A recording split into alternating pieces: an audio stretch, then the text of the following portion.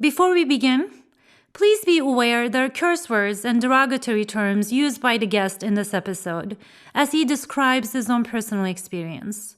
If you prefer a beeped version, please visit our website, ringling.edu/risingtogether.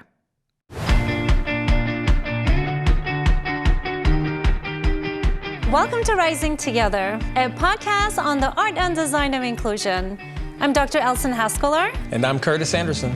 Each month, we'll have a special guest, and we'll learn from their personal stories and experiences about how to create change. From thought-provoking discussions to real-life strategies, we'll explore the transformative power of inclusion and discuss how to create a world where every single voice matters. We hope you can join us as we dive into the art of creating inclusive communities. Let's embark on this journey of transformation, one story at a time.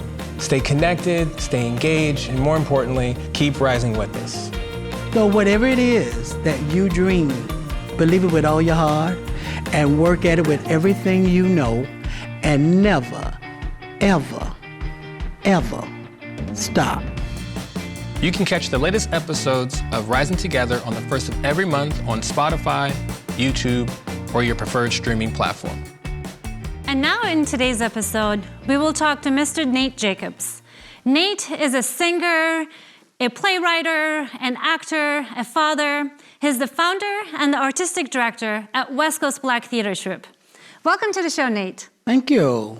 Glad to be here. Thank you for being here. Thank you.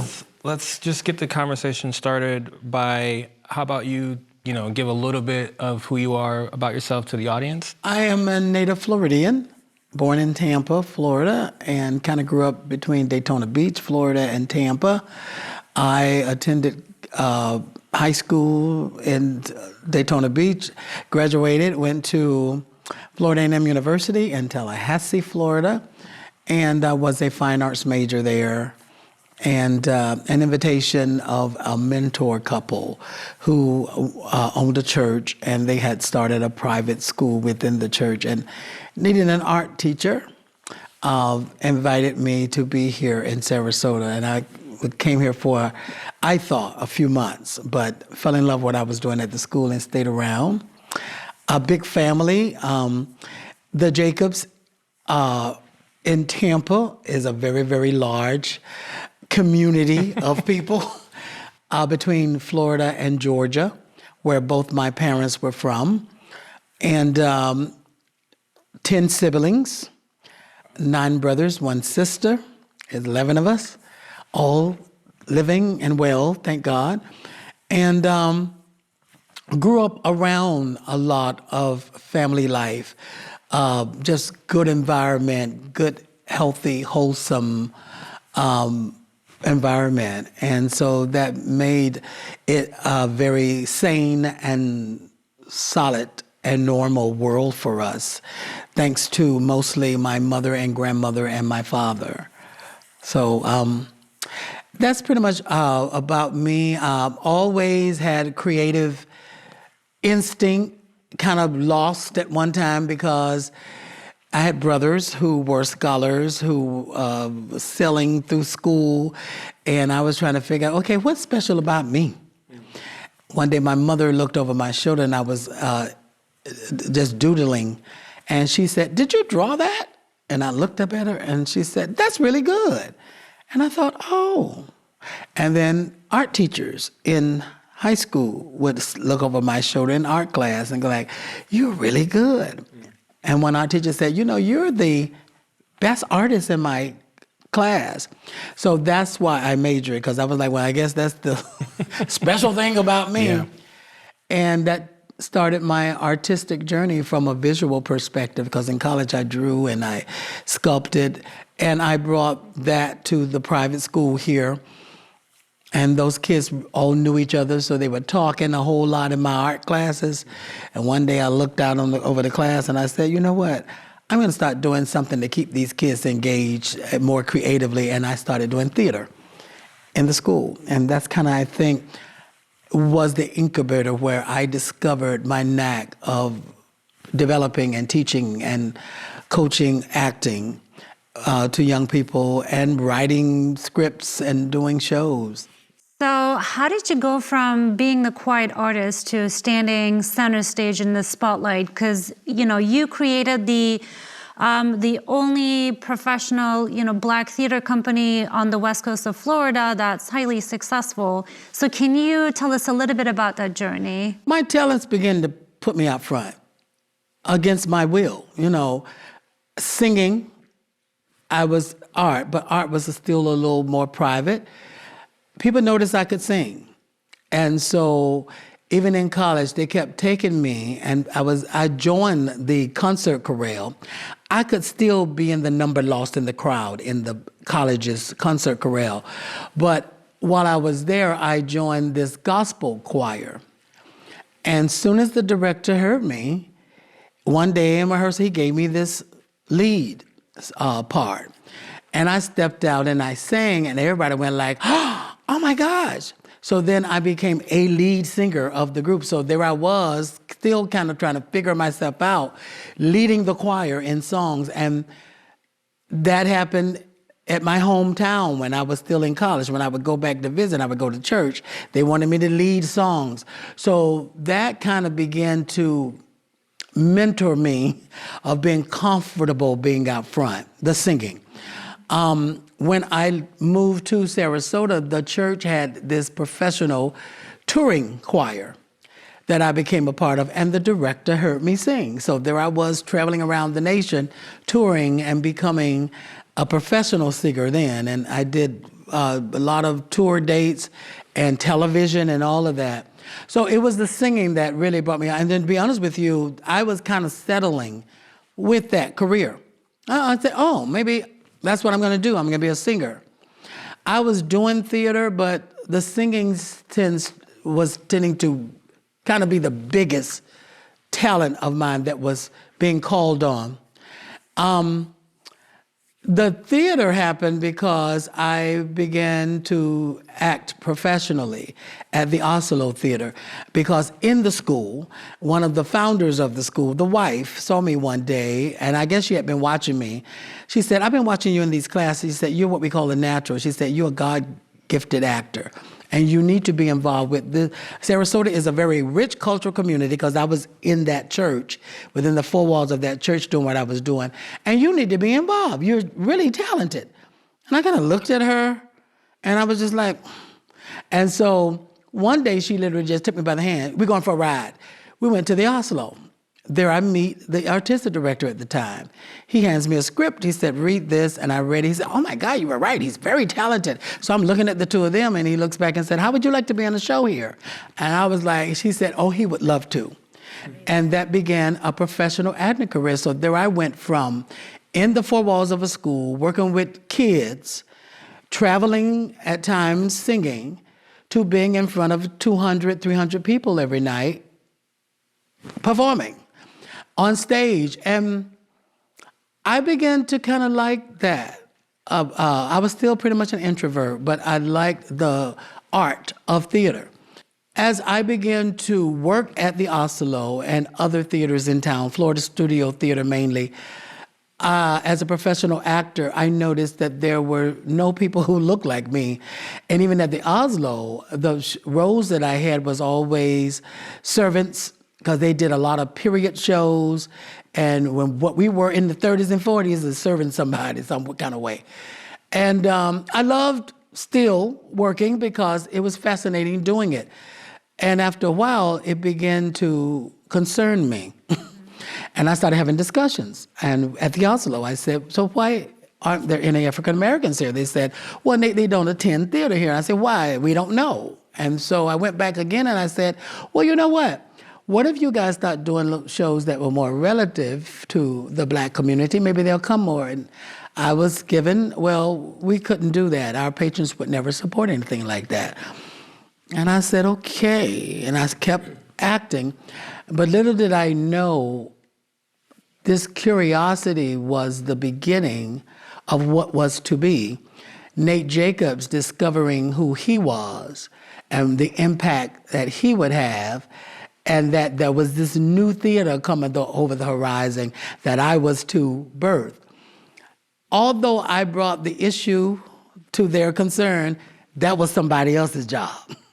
I would participate in somebody doing this work that would attract African Americans to the theater. But I didn't see myself as the catalyst and as the key person at the time. So it took a while. I was talking to my mentor, and one day I was just venting. You know, I'm talking to these theaters, and they saying that they really can't produce this stuff because the patrons don't really want it. And he was listening very patiently, and when I finished, he said, "Why don't you do it?" And I looked, I said, "What?"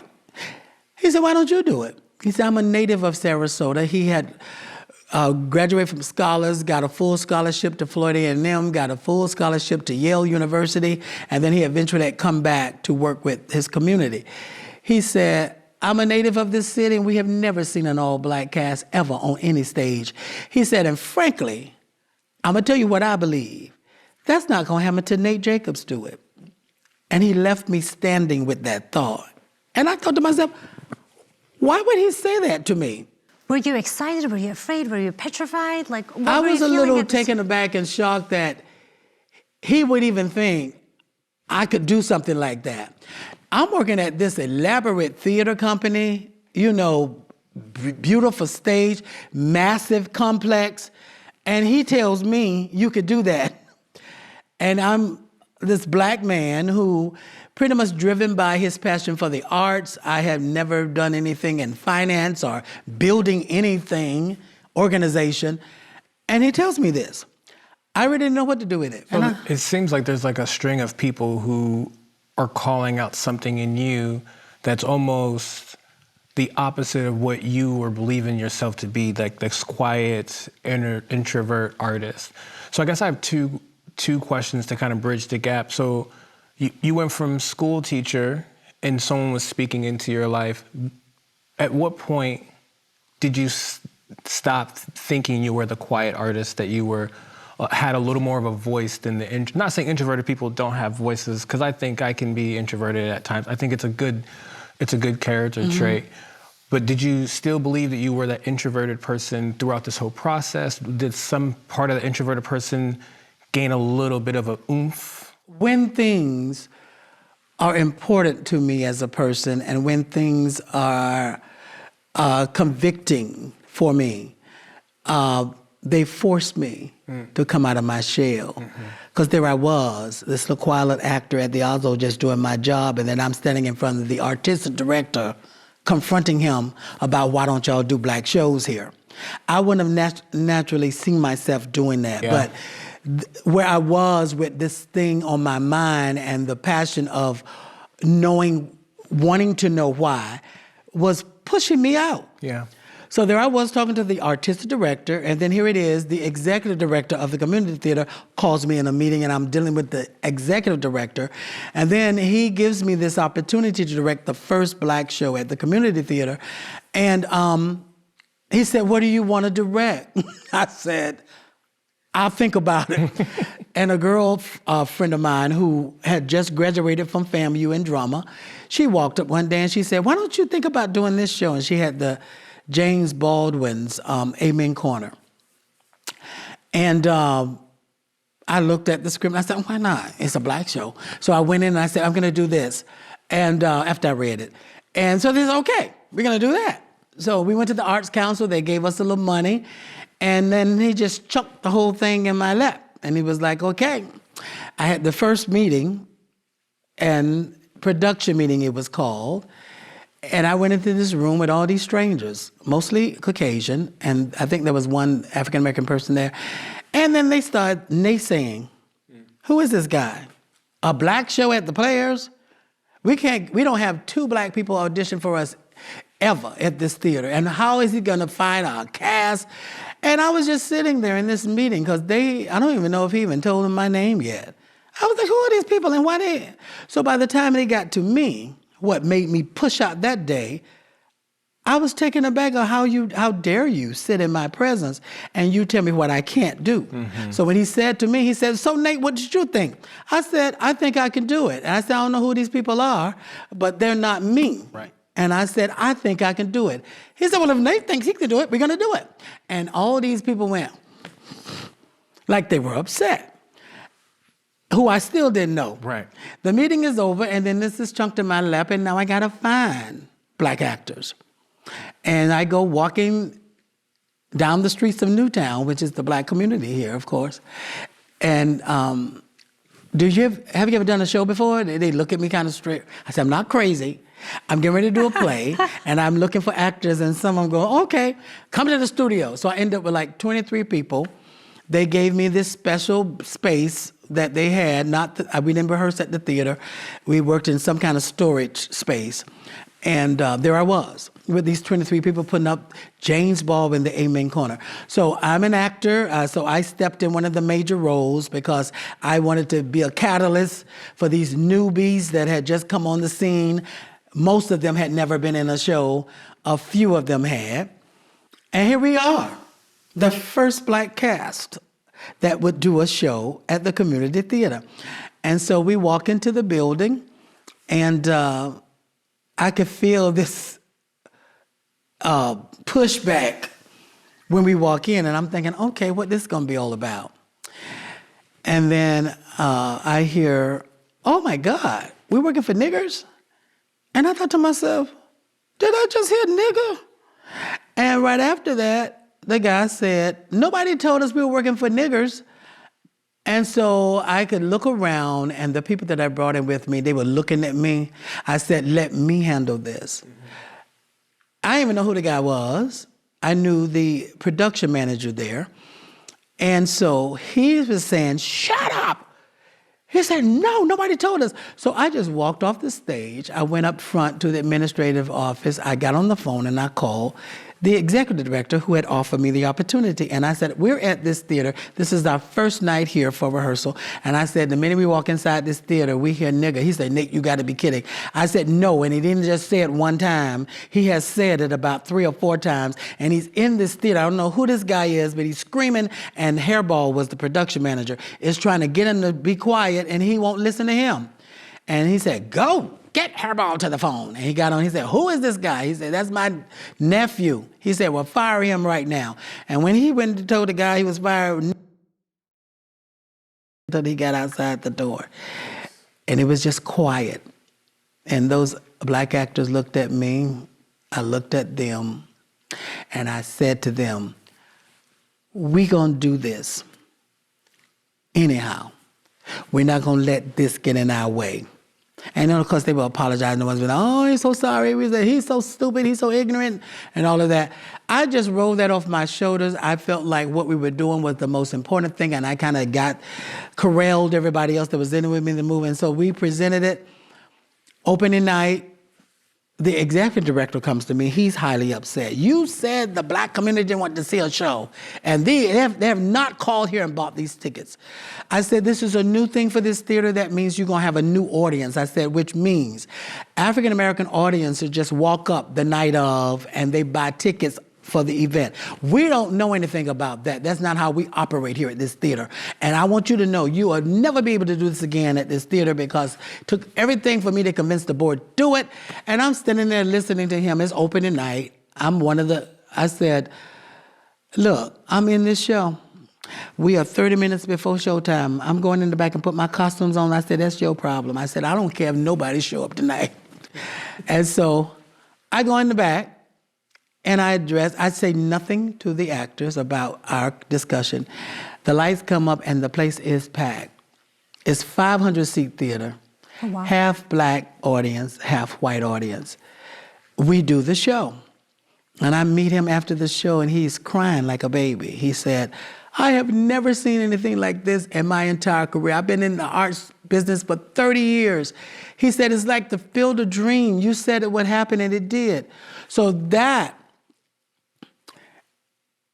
need and want to see a change on the cultural scene and in the theater, specifically community, forced me to step out to be a director for the community that I was acting for. So I knew what that theater-goer audience was in Sarasota and what they expected. And I was hoping that I could present something that would convince this very sophisticated, intelligent audience that we have here in Sarasota.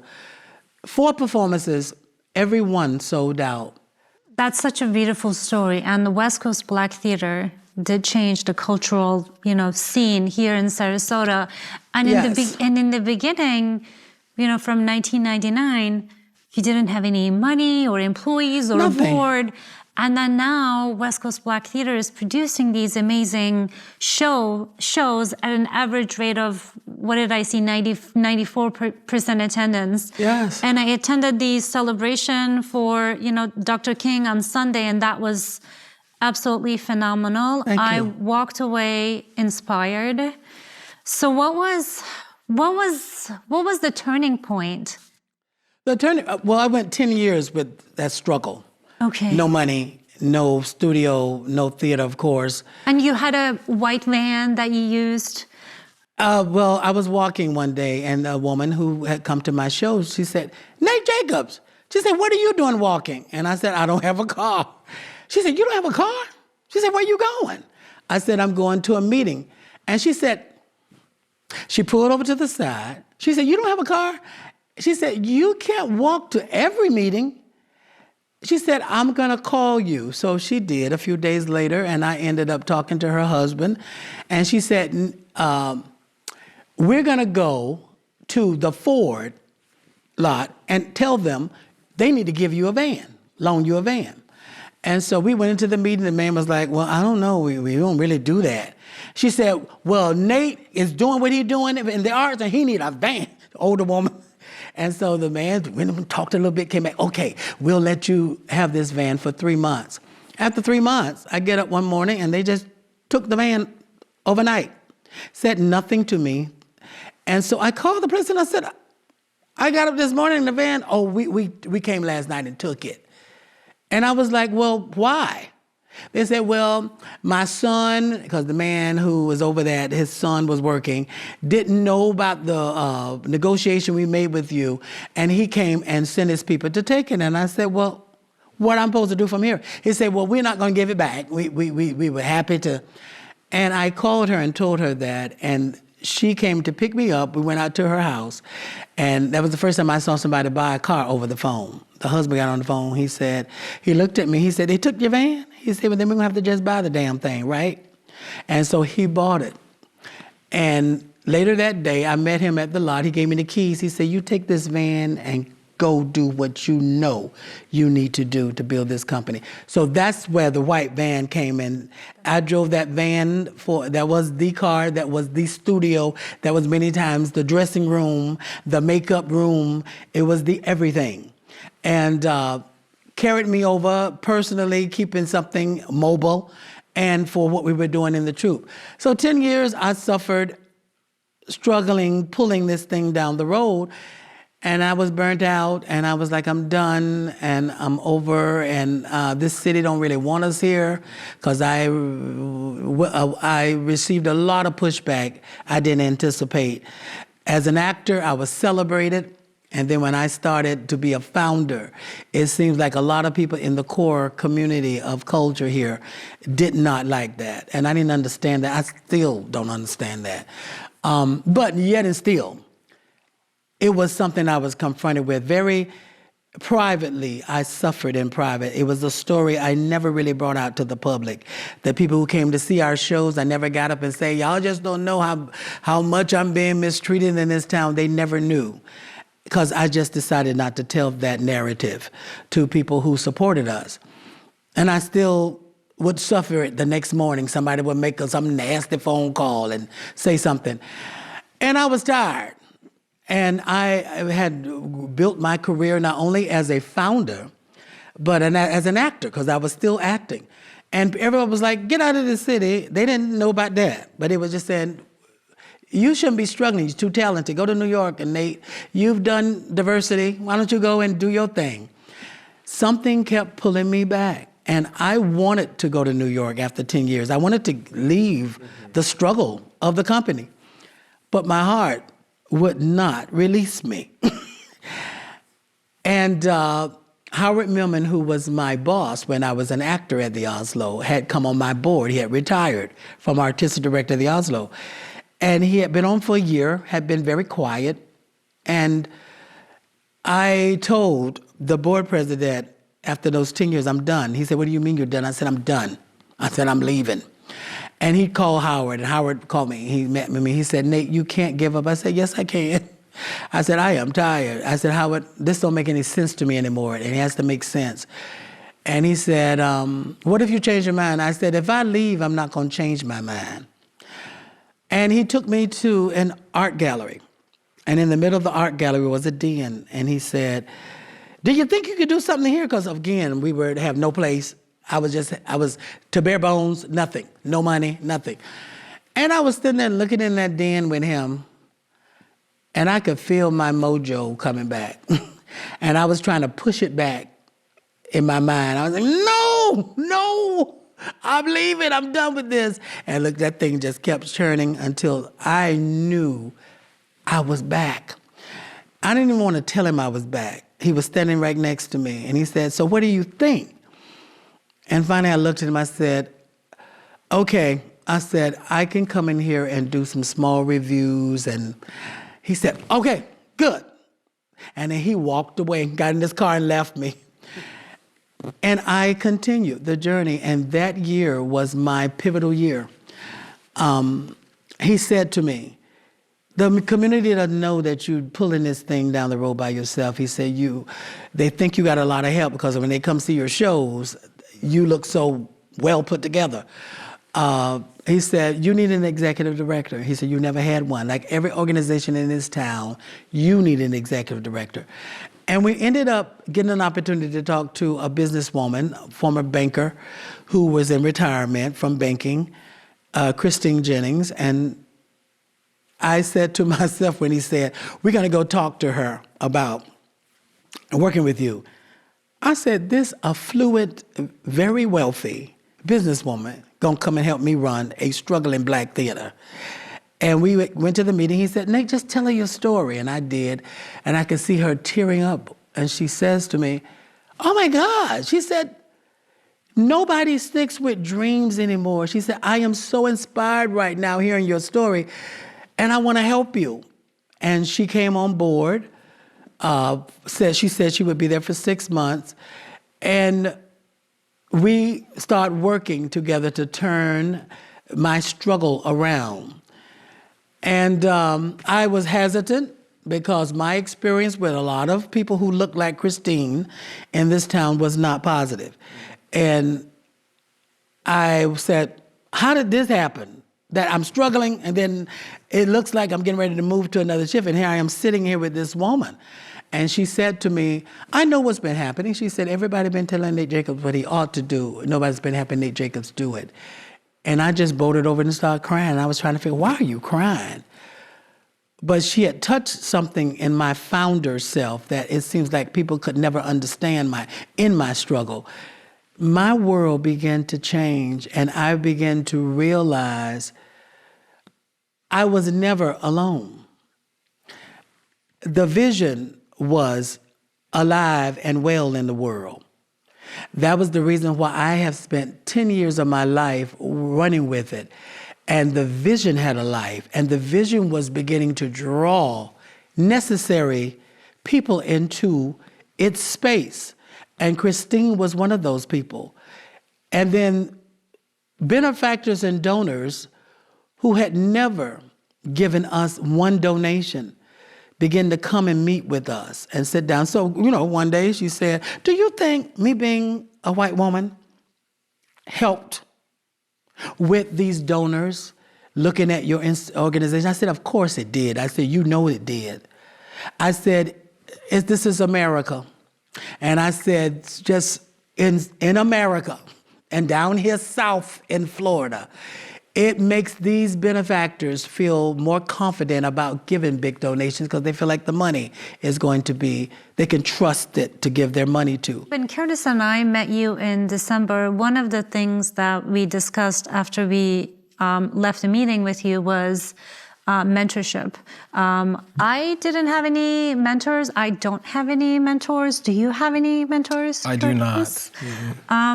And I know that the West Coast Black Theater Troupe is more than a theater company. It's also a nonprofit organization that provides mentorship opportunities for young artists to improve their, skills and confidence. I just found out that you are the you're mentoring Will, who is helping us shoot our episode today.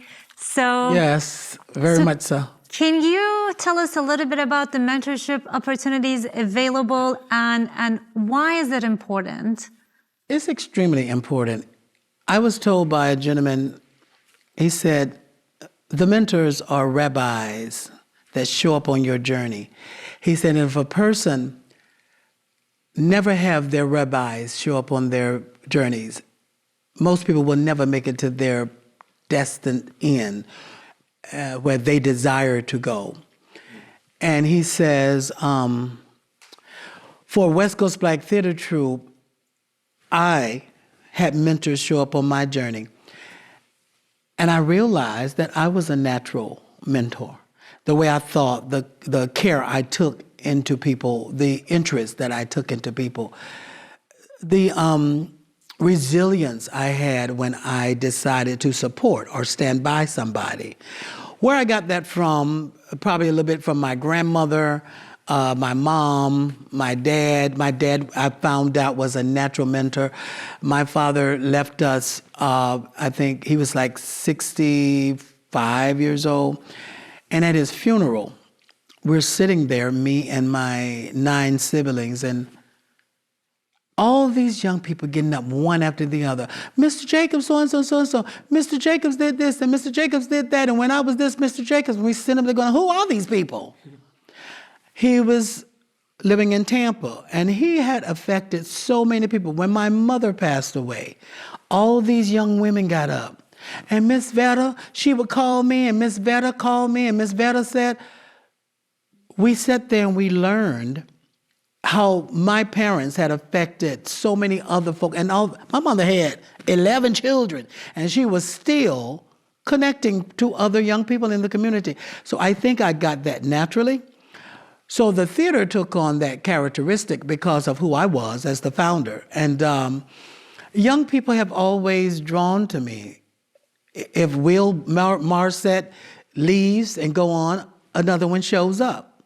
It's been like that since I've been in the world, since I've been, maybe 18 years old.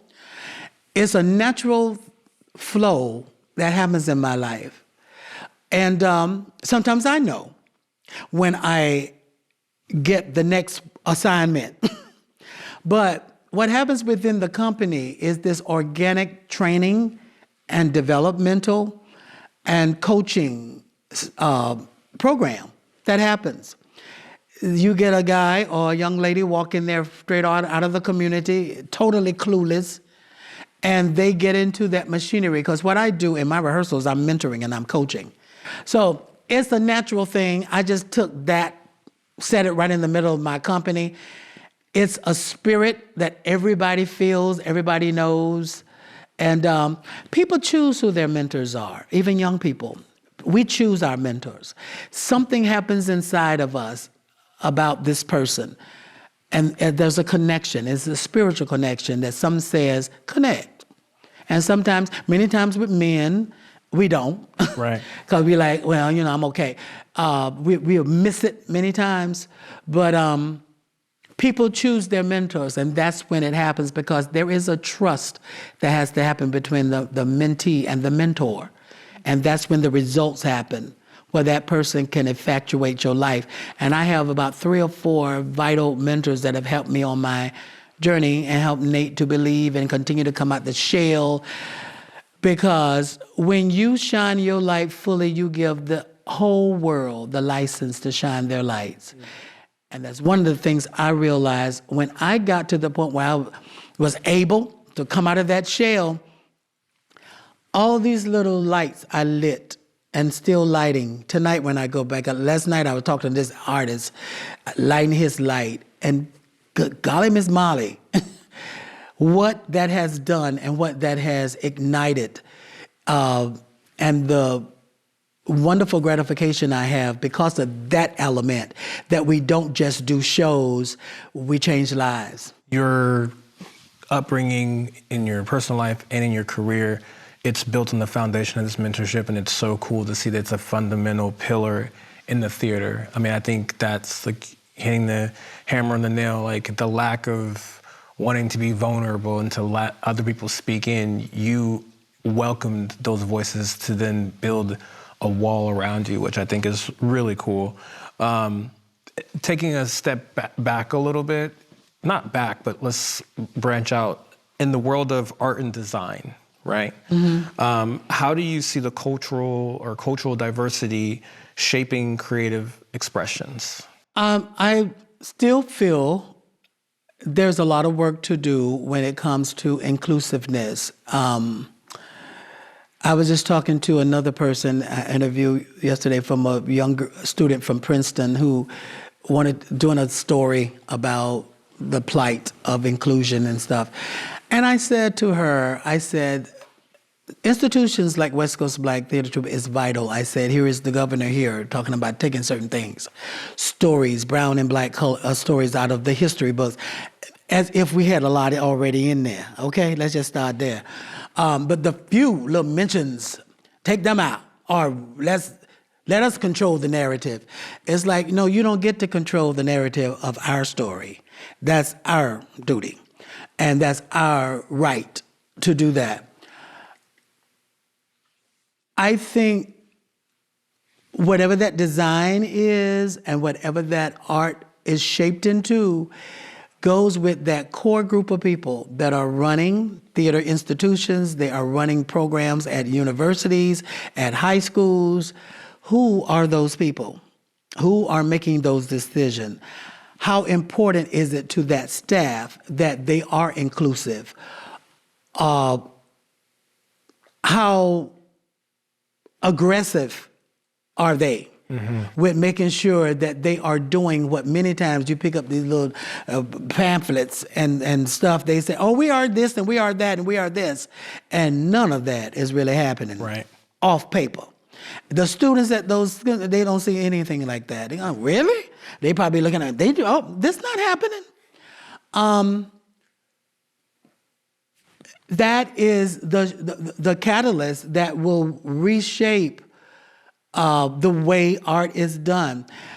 There is a convention of art and expression in the theater. Most people know it. They know all the classic pieces from Shakespeare to the musical genre and what typically would be on stage. A lot of that stuff does not really include people of color.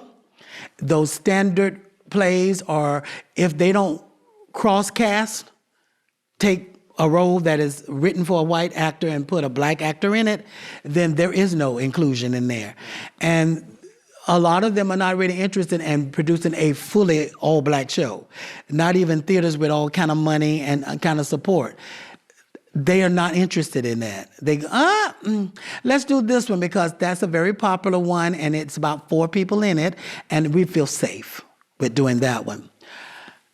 I was just telling the girl yesterday in the interview, I said, one of the things that I really want to do is go and challenge these programs. And what are y'all doing? I got calls from local institutions who were running, and that's this master's program for acting. And we can't keep the African Americans to stay. They come here for 2 months and everybody want to leave. And I said, because they come in, they can look at the staff and go like, okay, I see what this is going to be. It's the same thing I had in high school, same thing in college, and here I am in the master's program. An institution like what I have kind of flipped the script, where you walk up on a campus in the state of Florida and there is a black founder. I mean, where does that exist? Mm-hmm.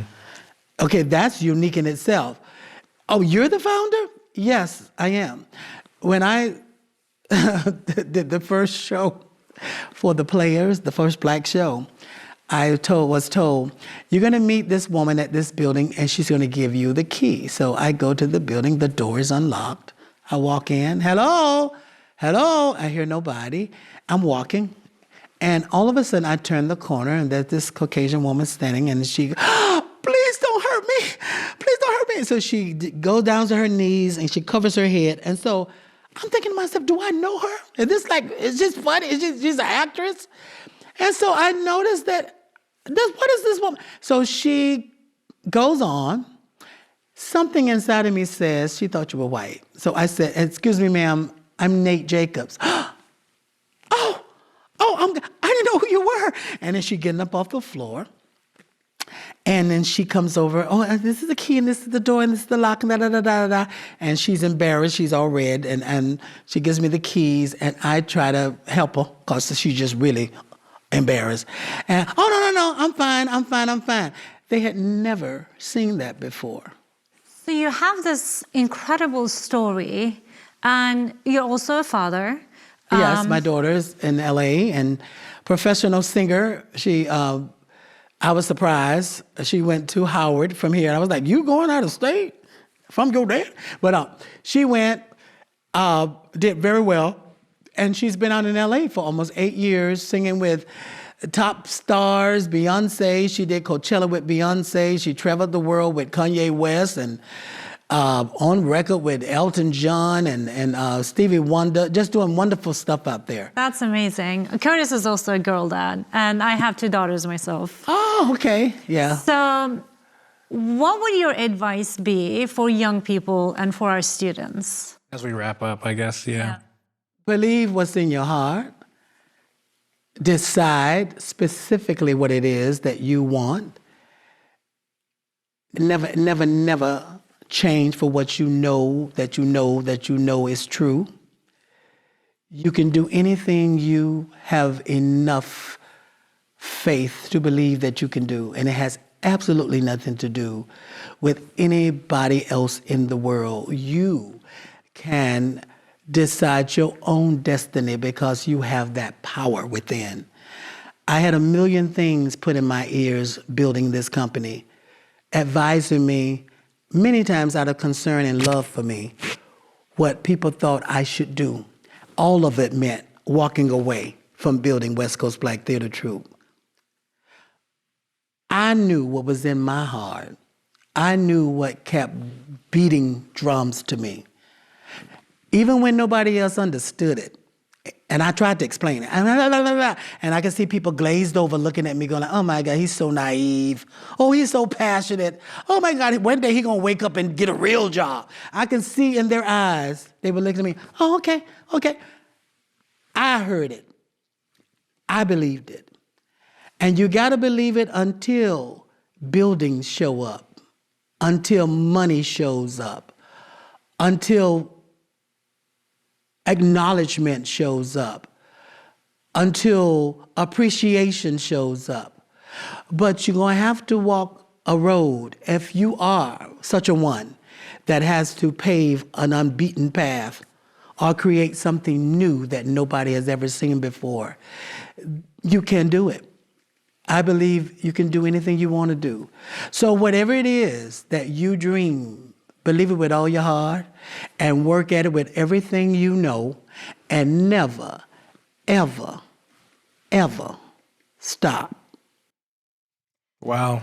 I feel inspired. Yeah, thank you so much for stopping by just to share your story. Thanks for the invite. Yeah, I'm honored to be on this your was incredible. podcast. Thank you. I have no words. This is amazing. It's amazing. Thank you. Thank you. Really appreciate you sharing your wonderful, incredible story. And I think that it'll be very impactful for our students. So we appreciate you. Thank you. And that concludes today's conversation. Thank you for tuning in and joining us on this journey of design and inclusion. You can find all of our episodes, transcripts, and other wonderful resources on our website, ringling.edu/risingtogether. Join us next time for more insightful conversations. And remember to stay connected, stay engaged, and keep rising together with us. Rising Together is produced at the Soundstage in partnership with Studio Labs and Art Network at Ringling College of Art and Design. The show is produced by Dr. Elson Haskaller, Curtis Anderson, Keith Elliott, Nick Paldino, Troy Logan, and Marquis Doyle.